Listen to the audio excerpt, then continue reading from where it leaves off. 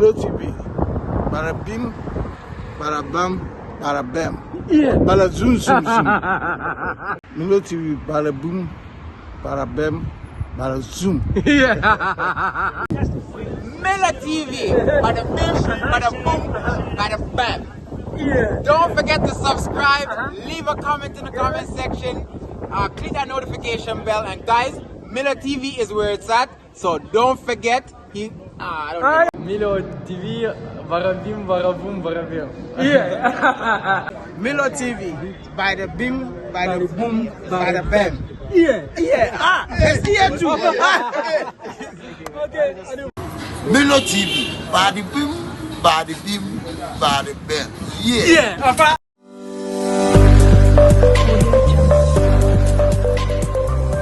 Milo TV GH Toronto, Canada. Body bin, body boom, body bam. Ear. Milo TV, bada bim, bada boom, bada bam. That's it. Bada boom, bada boom, bada boom. Milo TV, Milo TV, Milo TV, bada boom, bada boom.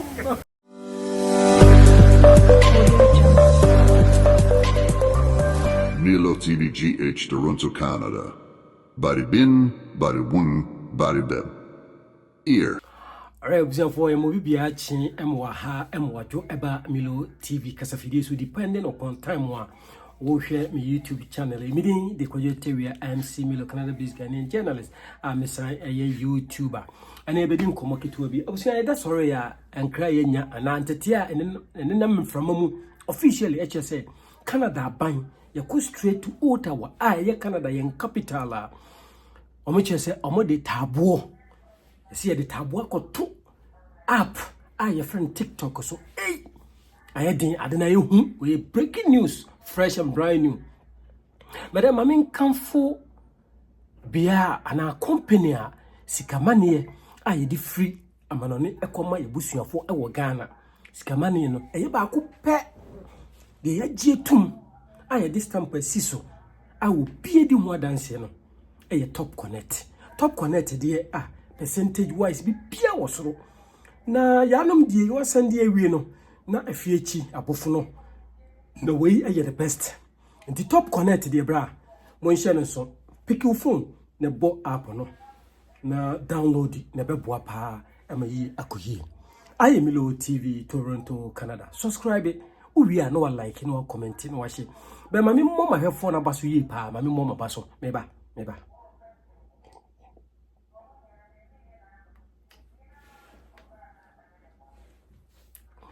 abasbody a mede bomu nyina ne se maboa se se ye pushi pa subscribers ne ye ko videos no so ye de to ha aya mohwe nti gina konye so na ya bo mabaso yi pa abia for TikTok yi a ye de taboa abetuswe ebe hadwon ehona people so make their money ehona people they earn their income, people make their living through the app we call TikTok. So officially this is what we've come to hear, like the Canadian government has officially banned TikTok, but then you can still use the app.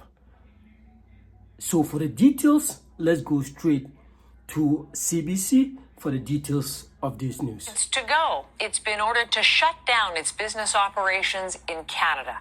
For the millions of Canadians who use TikTok, a lot of question about what this means for the future. The app itself, Linda, isn't going anywhere, but the headquarters, the offices, that infrastructure, that is shut down. Tell us more. Yeah, so the government's saying that this popular video app poses a risk to Canadian national security, so they're shutting down those two offices in Toronto and in Vancouver. This on the advice of Canada's security and intelligence community. Now, in February 2023, we know the Canadian government banned TikTok from government phones, and then after that, they launched a national security review of the app. So this is basically the result of that review that showed that activities by TikTok jeopardize Canadian security. But Innovation Minister François-Philippe Champagne wouldn't go further than that. The decision we took was to protect the national security of Canada on the basis of the analysis that we conducted with our security services. And we came to the conclusion that These activities that were conducted in Canada by TikTok at their offices would be injurious to national security. I expect everyone to understand that when it comes to national security, there could be no compromise. Now, we are also hearing from TikTok, who, of course, is not happy with this move by the Canadian government. In a statement, they say shutting down TikTok's Canadian offices and destroying hundreds of well-paying local jobs is not in anyone's best interest, and today's shutdown order will do just that. They're promising to challenge the order in court. So tell us more about the risk here as assessed by the Canadian government and security officials. Yeah, so critics say and have long said that there's a risk that the Chinese government could get their hands on users' data because the Chinese government, they say, national security laws require organizations to sort of pony up any information that they may have to help with intelligence gathering. We know U.S. lawmakers have said that the Chinese government could demand access to TikTok data. The app is facing a national ban there. TikTok is fighting that. TikTok has long held that its servers are in China and therefore outside of the control of the Chinese government. And they say that they follow Canadian laws, and when it comes to data protection and privacy, that they run their operations here and adhere to Canadian laws. This app, of course, popular mainly with young people, and I have 2 teenagers in my house who wonder, how does this apply to them? Why does the Chinese government want access to whatever I'm creating out there? Earlier this year, we heard from CSIS former director David Vigneault, who warned Canadians as well as teens about some of the risks of using TikTok. I think most people can say, what is it a big deal for a teenager now to have their data? Well, in 5 years, in 10 years, that teenager will be a young adult, will be engaged in different activities around the world. If you are, for whatever reason, getting the crosshair of the PRC, they will have a lot of information about you and how to interact with them. So that may seem a little bit further down the line for those who are posting those dance videos and things like that. But of course, there are also a lot of creators, TikTok creators, who make money off of this here in Canada. So watching this very, very closely. But the advice from the Canadian government is, this is your choice. You can still use it, but go into it eyes wide open, knowing the risk. Linda, thank you very much. Okay, all right. So that is it, people. Milo TV, Toronto, Canada. So officially, the Canadian government is saying something else. It's all about data protection. They wanted to protect their country since this app, the TikTok, come from China. All right. So let me go back to my local dialects, so I could explain it well. All right, so obviously for Milo TV kakramede etumanim. Officially, that's already Ottawa. Just say wabane TikTok. Let's just say the Canadian government. Let's just say what the tabua to TikTok. So said in America, na nini na say was a data protection. No, every China ni bi any criteria and agent ha. We are here for nini na ubia sorry or ko TikTok ubia ko TikTok. However, Tina challenge super ubetimi ayeden aye like ubetimi use phone one kasa you can use the app on your own, but then on office Canada for office or more TikTok office now Ontario and the Vancouver no and no more then more ashutting it out, but still TikTok for no pushy simple or more the air court or more the federal government no air court say why a DNT and or they company your friend TikTok ato otankruwa mu anase wakwa mbibi se anti yebusa mpanimfo no bi se anti enya bia TikTok here be ya ebi mo esa ebi mo have fun ebi mo stress release it through TikTok no. Why would you have to do that? The Canadian government and all church mu say anima bia ono ane sorry the data analysis for no ene nim di ntia wo de sa tabo no ayeden ato TikTok womo eso. They say they officially Canada buy no any TikTok ewo ntawanta obi do montem ana you remu yi pa na ni busa nti officially obi nso boy amane say TikTok no ye app a me no kase ya obi nim say Donald Trump ena from January oba betina abanua no so na eno ena amanfo bi okọ TikTok o mafa kwanye bi so use TikTok din say this is the right way kwanya befa so obe free Canada sorry obe free US aba Canada no ofa ha o say app no adoso ehwa na obia enenam since people have opened the door for them to go nti nipa nso afa ho a omo penit na amanfo hwe nti omo free say Canada omo life no anase omo security wise no enye safe say yema akwanya say yema eye TikTok no enkoso ewo oman a your friend Canada mu sa enete Milo TV Toronto Canada gonna have fun bari bim bari boom bari bem yeah afi yensa enko internet no so your internet no so a ensem bi ebobo ba kire say the search oko internet no kra enura ne na no kra e crash.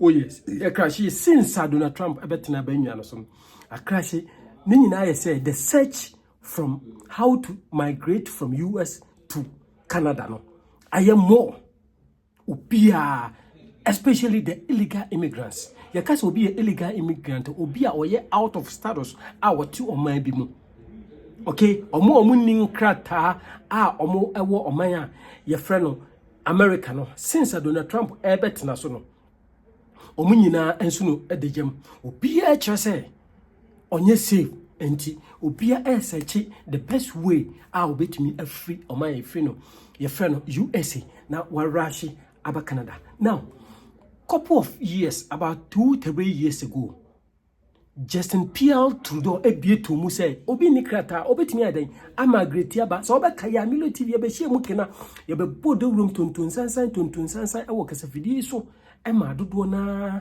erashi free Ghana for the omo ye city no omo nyina erashi free US eba straight up to Canada. And this time around you wura security apparatus no mu ene yebusa say enti RCMP4 a moye police a mo was really pa ewo oma ye friend Canada. What are you guys doing? Omsi kwajo say yakofa encredo osi this time around on security wise no networking ebeye bozim pa omo ba be hemu kena na aboa ama Canada migrating from US to Canada no eto etwa eti ye Montreal ene ore friend legal a woye wo local government no ene kudin komo ne se ma kanyina ne say Roxham Road no ROXAM Roxham Road no the easiest path amanfo efa so ebewura Canada from the US nti ono so nani abrepa. And of course obi aba obedu Montreal aponchi break wasemaka basiki asylum na omonkope shelter emanena. And it's over last year or so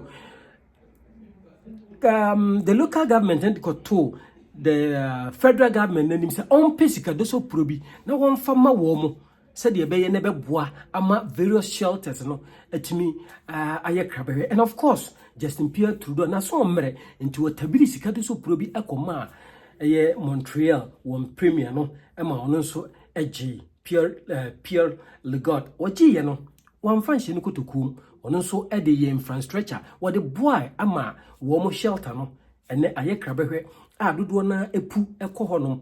And of course opa Toronto oko downtown one shelters ni nyina ayema amenei wo swa nipa dodo na wobedi eduro omo ye asylum seekers no ede wo kɔ bia ye friend no Niagara Falls enche ho baby eno makope. And of course big crowds gugu hotels. Oh yes, nipa dodo na enso de da hotels wo mo nso nyina asylum seekers.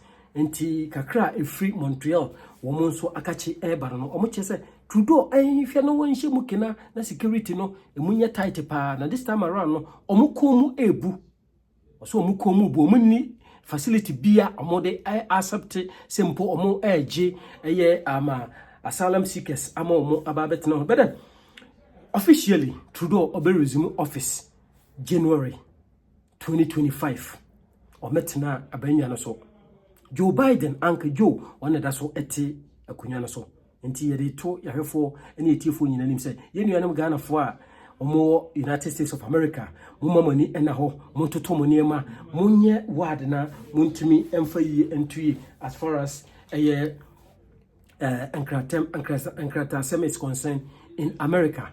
And you see, no, or see, move to Canada, searches jump after US election. Sa ena akwakoye. This time around, enema ekuko sa, enema ekuko sa.